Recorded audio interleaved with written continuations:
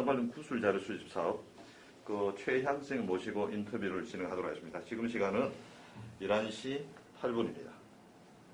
일단 우리 정리를 위해서 이제 구술자, 저는 면담자, 창업자 이런 식으로 용어를 좀 정리하도록 하겠습니다. 뭐 순서에서 구술자의 개인 생애 좀 여쭤보겠습니다. 생일월일하고 고향을 좀 말씀해 주시기 바랍니다. 1964년생이고요. 예. 저는 전남 목포 출신입니다. 예. 그럼 어릴 때는 주로 목포에서? 네, 고등학교 때까지 거기 졸업했고요. 대학부터 서울에서 다녔습니다. 예. 지금 어떤 일을 하고 계십니까? 지금 홍보팀 안에서 커뮤니케이션 실로 바뀌었죠. 홍보팀 안에서 대내 언론 홍보, 대내 홍보 담당하고 있습니다. 구체적으로는 병원보와 디자인 파트와 갤러리와 행사 이런 파트 하고 있습니다. 예. 그럼 대학 졸업 후 뭐 바로 첫 직장입니다. 예.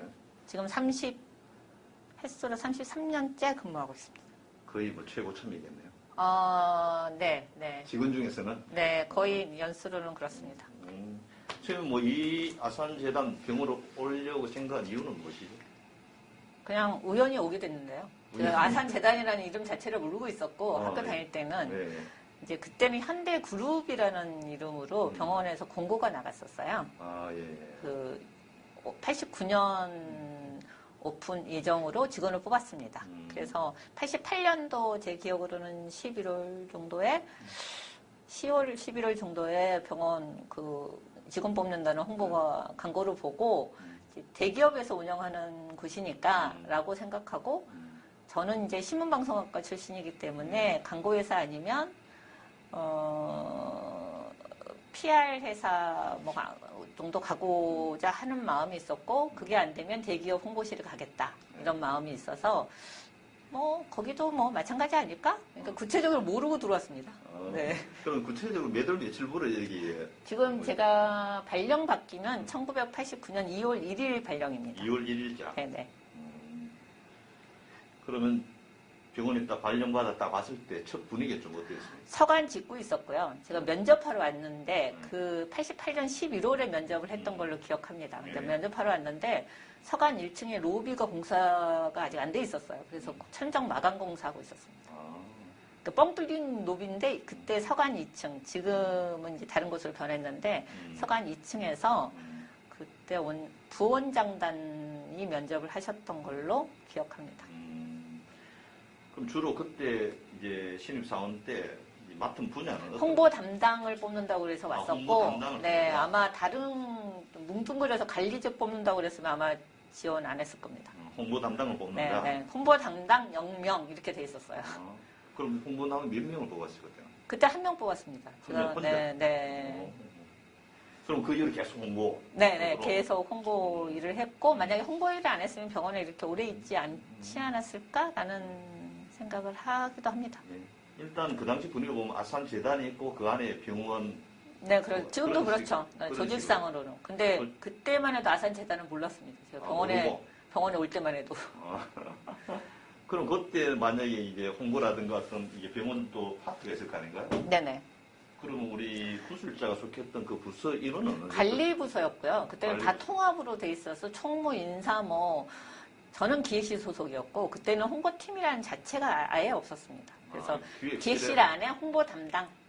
기획실 안에 홍보 담당. 네네네. 그렇게 있었고 그러니까 홍보라는 그 인식이 그때만 해도 병원에 무슨 홍보야 환자들은 다 들어오는데 뭐 그런 인식이라서 제가 근무하고도 한 6, 7년 동안은 계속 질문 받는 게 아니 왜 전공이 신문방송학인데 병원에 와서 뭐 이런 일을 하고 있어? 이런 질문이 제일 많았어요. 그러면 지금 또 와서 이제 홍보라는 것은 결국 병원을 잘 알리는 것이 목적 아닌가요? 그럼 그 처음 왔을 때는 이게 주로 홍보라는 게 어떤 분야를? 대외 언론이었어요. 대외 언론. 네, 언론을 상대로 하는 홍보 위주였고, 제가 그 담당을 했었습니다. 언론 기자들을 상대로 하는 병원의 외부적인 홍보 기능을 했었습니다. 그럼 우리가 89년이라는 것은 이제 병원을 이제 서관 하나 씌워놓고, 그 다음에 이제 다른 일은 진행되는 그런 상황인데, 그럼 그때 뭐 이게 서관 말고는 다른 뭐 진행되는 그 뭐 건물에 대한 계획은 없었습니다. 그때 당시에는 제가 알기로는 서관만 있었고, 서간 짓고 한 2년 후에 약간 이제 병원이 팽창되고 하면서 새로운 건물에 대한 네, 이제 동관이 94년에 저희가 오픈을 했는데 그때 나왔던 걸로 그렇게 알고 있어요. 그다음 그럼 근무 환경은 좀 어땠어요? 여기가 외진 곳이라잖아요. 힘들었죠. 네, 대중교통도 없고 택시 타면 팔팔 도로에서 내려주겠다는 사람도 많았고 택시 아저씨들이 주로 택시 많이 이용했습니다. 아, 그럼 여기까지 오기가 굉장히 뭐 접근성 엄청 네, 어려웠네요. 어려웠어요. 그때 당시는 지금과도 다르고 성내천에 얘기를 들으셨는지 모르겠는데 지금 다리가 놓여져 있는데 네. 잠실 나루역에서 이제 옛날 성내요 건너오는 다리가 있는데 그때만 해도 다리 없었습니다. 그래서 돌아오든지 거기서 택시 타고 오든지 아니면 거기 직원들이 이제 거기가 직진하는 도로니까 아니, 길이니까 거기다 징검다리 놓고 건너 다녔어요. 근데 저는 그건 무서워서 물에 빠질까봐 건너 다니지 않았습니다. 돌아다녔습니다. 아니 그럼 근무 환경이 별로 좋은 환경은 아니잖아요. 좋은 환경 아니었었어요. 그런 면에서는. 네네. 그러면 이제 다른 친구들은 다른 기업 가고 했을 네, 광고에서 주로 많이 갔고요. 제 친구들은 언론사도 갔었고, 공고에서 갔었고, 방송국 갔었고, 뭐 그렇습니다. 그럼 솔직히 대우에 대한 어떤 그런 것 대우는 그때만 해도 제가 잘 몰랐고요. 비교해보지도 않았고, 저는 그냥 신문 기자는 하기 싫었고, 방송 PD도, 방송도 별로 제가, 광고회사 가고 싶었는데, 네. 광고회사는, 그때 저희 당시 졸업 때만 해도 광고회사가 되게 핫했거든요. 가고자 하는 네. 그 1순위가 신문기자였다면 2순위가 한 광고회사 정도였는데, 저는 개인적으로 광고회사를 목표로 두고, 광고회사에다 서류를 많이 넣었었어요, 실은. 근데, 우리라는 데가 별로 면접을 통과하지를 그러니까 서류 전형을 통과하지를 못해서, 결국은 면접을 보러 가지 않고 그때 이제 삼성하고 현대 아무래도 대기업에서 많이 하니까요. 거기 그룹으로 해서 시험 치고 뭐 면접 보러 가고 하는 일을 했는데 병원에서 사람이 급하니까 되게 빨리 연락이 왔어요.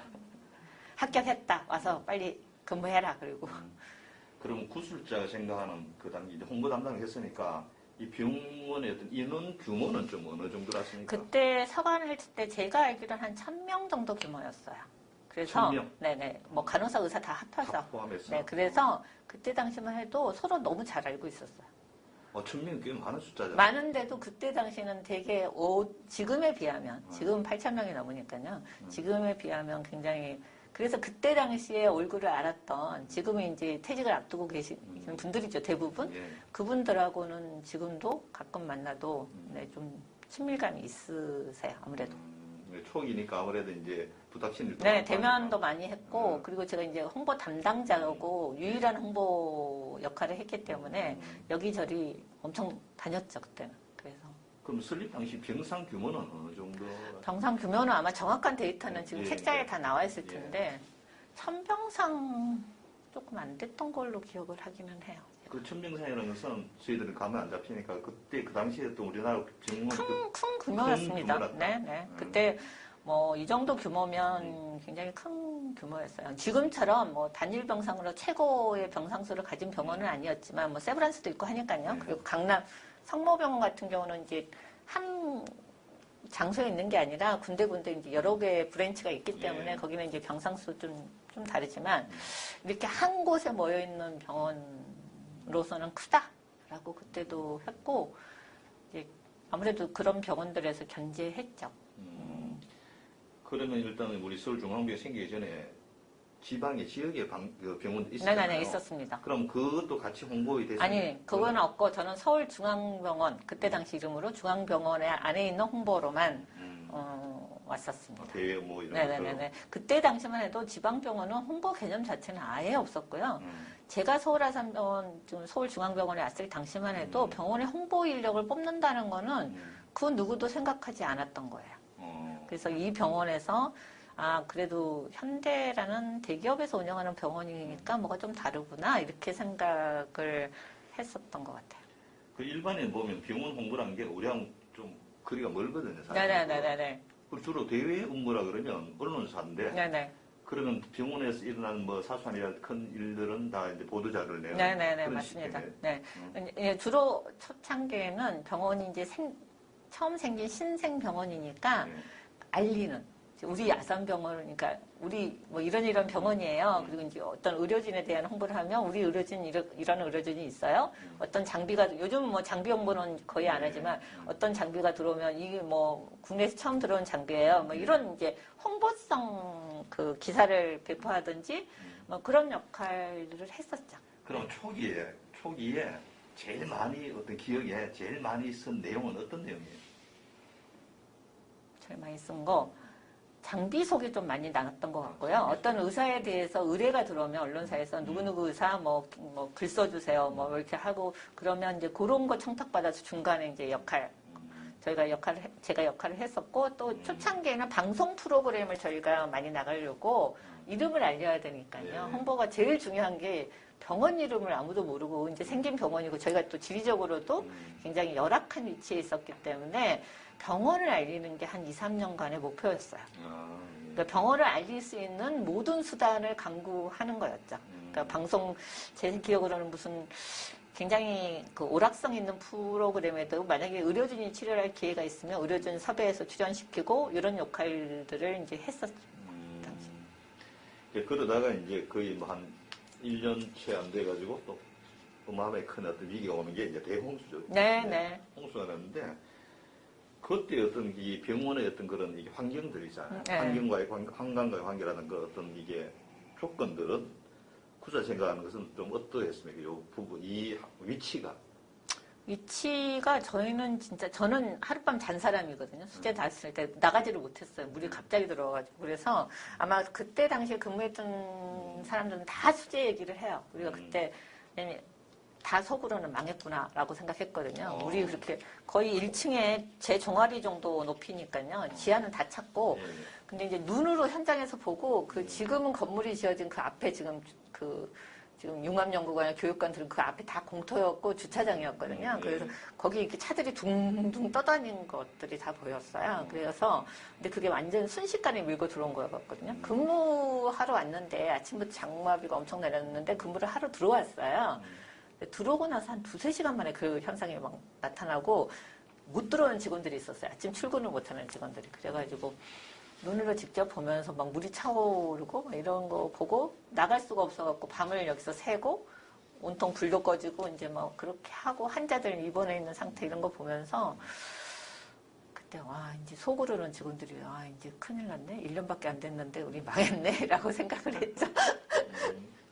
아니 근데 비가 이제 오게 되면 몇 시간 와 그래 잠긴 건 아닐 거잖아요. 그게 유수주의 펌프 가동하는 성내천 그 옆에 있는데 그게 아마 멈춰섰던 걸로 기억하고, 네네. 풍납동 장태가 워낙 전부터, 비만 오면 침수 지역이라서 아주 유명했던 동네더라고요. 저도 몰랐는데. 그래서 그 영향이 있었고, 지대가 아마 그런가 봐요. 그리고 그게 펌프가 작동이 안 되면서 이제 역으로 병원으로 물이 들어온 거라서 아마도 그 이후로는 그 펌프장 관리를 엄청 병원에서 비만 오면 가서 챙기고 한다고 소문을 들었습니다, 제가. 그럼 그 당시 어떤 피해 규모는 어느 정도였어요? 피해 규모 정확한 액수는 아마 지금 책자에 있고 제가 기억을 못해요. 병원에서 좀 손해 장비는 그때 예를 들면 간만하이프라는 장비가 동양에서 2번째인가 저희가 들어온 엄청난 제 기억은 35억인가 아무튼 어마어마한 돈으로 해서 우리가 한참 홍보를 했었어요. 거의 1년 동안. 그게 뭐냐면 머리를 열지 않고 쏘아서 이렇게 요즘은 좀 흔한 장비예요. 뇌종 같은 거 이렇게 없애는 방사선으로 없애는 장비거든요. 근데 그게 다 물에 잠겨서 결국은 의료 장비는 그렇게 되면 못 쓰거든요. 수선해서 쓸 수 있는 장비가 아니에요. 근데 그게 가장 액수가 큰 장비였고 그것뿐만 아니라 요즘 암 치료한다고 선영가석기님 이렇게 방사선 쪽에서 암 치료하는 장비들이 다 지하에 있었어요. 그게 하중 때문에 무겁기 때문에 다 지하에 배치하거든요. 그때까지만 해도.